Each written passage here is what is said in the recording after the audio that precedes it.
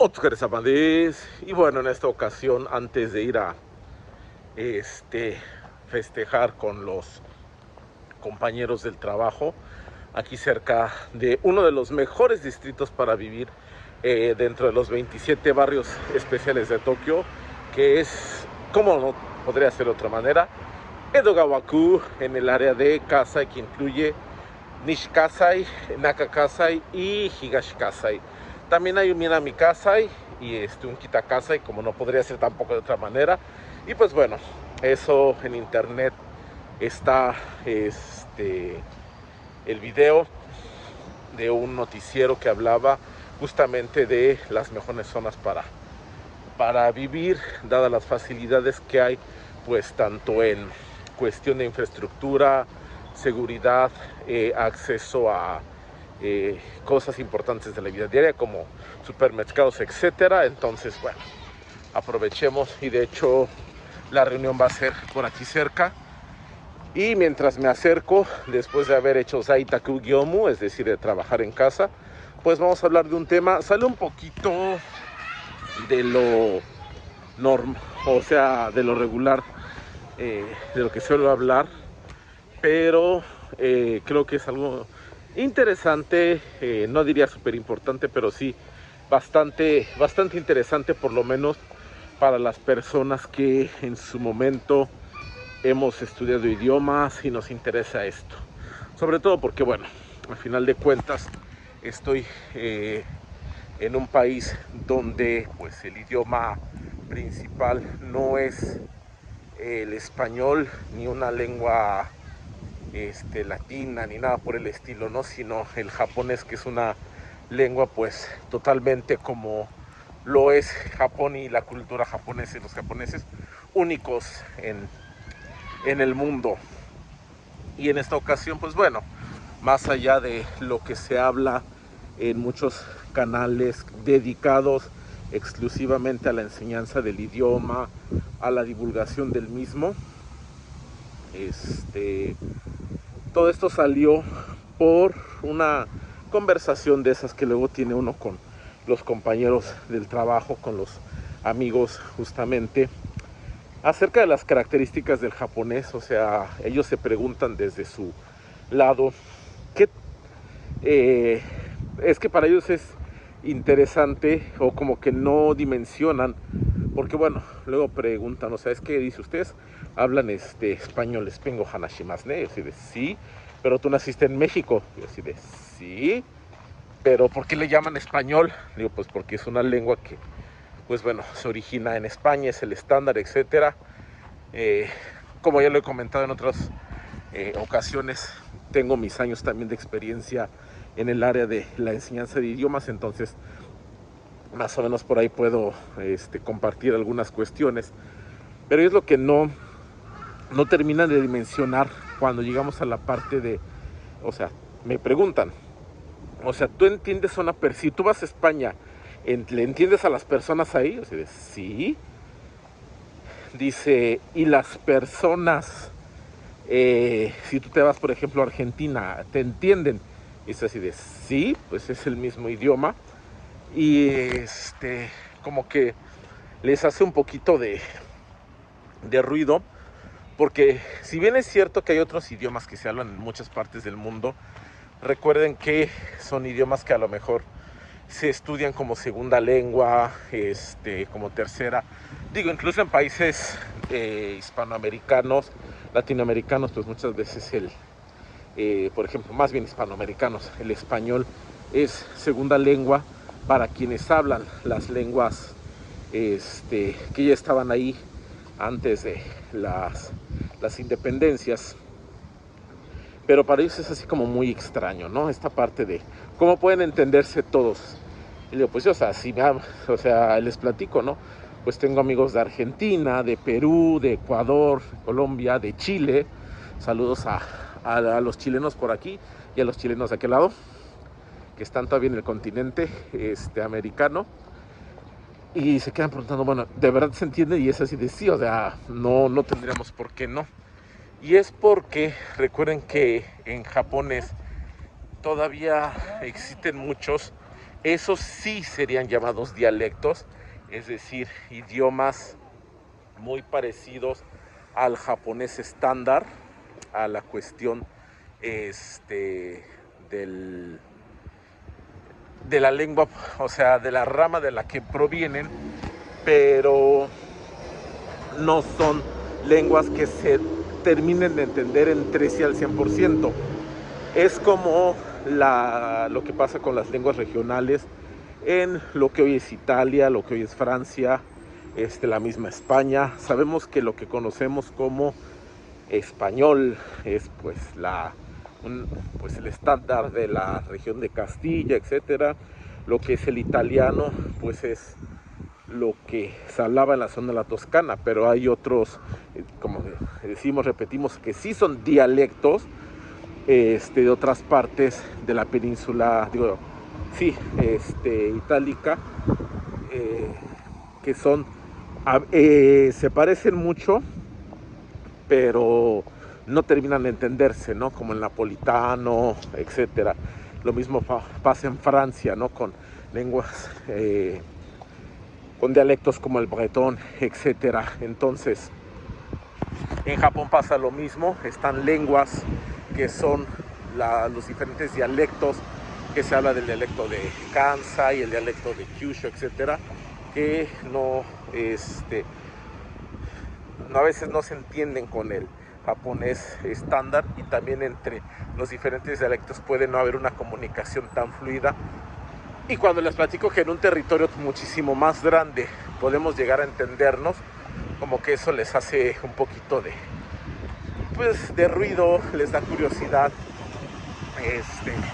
A veces como que no se piensan que no terminamos de entendernos porque es en un territorio tan grande contra un territorio como el japonés, y aún así de repente hay dialectos. Pero bueno, ese es un punto. Otro punto del que hablábamos acerca de el idioma español tiene que ver acerca de qué tan atrás en el tiempo podemos nosotros entender. Pues platicaba que normalmente una persona, pues promedio en el sentido de que tú puedes, con una educación pues básica de cualquiera de los países, pues entender textos pues de, no sé, hasta unos 200, 300, 400 e incluso 500 años. Va a variar mucho, va a depender de la persona, evidentemente, pero creo que alguien puede leer perfectamente Lazarillo de Tormes. En la escuela secundaria por lo menos lo lees, si lo encuentras al momento de leerlo como que, qué palabras tan chistosas, pero lo entiendes. El Quijote a lo mejor vas a requerir tener como más paciencia, más todo, pero lo vas a entender. Sin embargo, me decían estos compañeros que también eso se les hace como muy extraño, porque no era algo que pudiese suceder en japonés. O sea, si quieren entender textos realmente antiguos, de ya 150 años hacia atrás, tienen que haber estudiado mucho, haber estudiado, por ejemplo, los famosos kanjis en sus formas arcaicas. Eso es un primer punto ahí que puede ser algo que frene esa comprensión. Aparte, que sumarle que han habido muchos cambios gramaticales y fonéticos en las formas verbales que se utilizaban, etcétera, las partículas. Entonces de repente puede haber, han habido tantos cambios que pues prácticamente retroceder en el tiempo y entender ese japonés es complicado, según lo que me están ellos platicando, ¿no? Me dieron ahí algunos ejemplos, etcétera, y pues se preguntaban pues cómo era posible que hubiera tanta, o sea, que pudiéramos nosotros de repente entender textos pues bastante antiguos, ¿no? Recuerden que no hablo en la parte de la caligrafía como estaban escritos, porque si uno trata de leer las actas de independencia de nuestros países, tiene una caligrafía hermosa, pero no la podemos a lo mejor leer. Pero si eso se pasa a letras de molde actuales, pues creo que es perfectamente inteligible. Sí habrá ahí que revisar algunas cuestiones de vocabulario, etcétera. Sí ha evolucionado en algunos significados, etcétera, pero es más inteligible de lo que es el japonés. O sea, me enseñaron unos textos, o sea, con escritos en el celular, y era como de, no entiendo qué dice. O sea, reconocía kanjis y de repente eran como ideas, pero no podía como hilar realmente qué querían decir.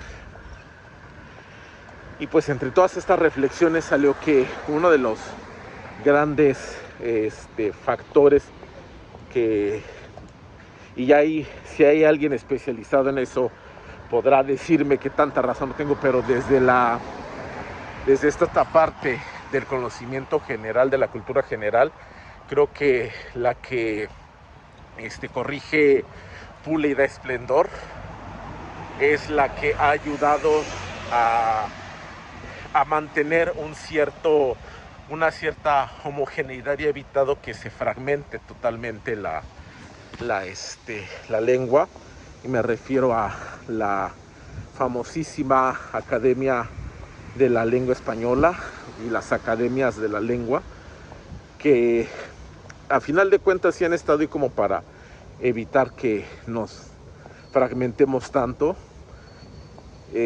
Analizando el caso japonés y el caso del español, o sea, que estuviera ahí, más aparte evidentemente los intercambios culturales, el intercambio de telenovelas, tiempos recientes, o sea, son muchos factores, pero si uno se pone a pensar en la época previa a los medios de comunicación masivos, pues bueno, de algún lugar tenía la gente que tener como una referencia, que de hecho pues es lo que no sucedió con el latín, en el sentido de que la lengua vulgar, entiéndase como la lengua del pueblo, nunca estuvo regida por ninguna institución, como sí lo fue el latín eclesiástico, que de hecho al día de hoy sabemos que se mantiene.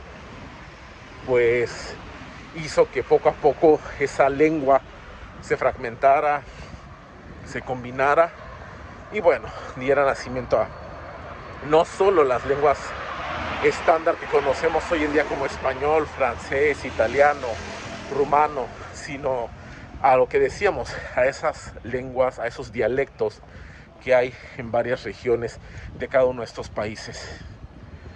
Entonces, digo, salvo mejores opiniones, sí considero que el papel de la academia ha sido importante. Particularmente, y eso ya es un sentimiento personal, se agradece porque creo que el poder leer textos que hablan de la vida de hace 100, 200, 300, 400, 500 años, sin la necesidad de estar cargando un diccionario, como estar haciendo en la consulta de quién sabe cuántos mil libros, a diferencia de lo que sí puede pasar con el japonés si uno quiere leer textos de esa época. Y hablando de textos, o sea, deben haber adaptaciones, traducciones, etcétera.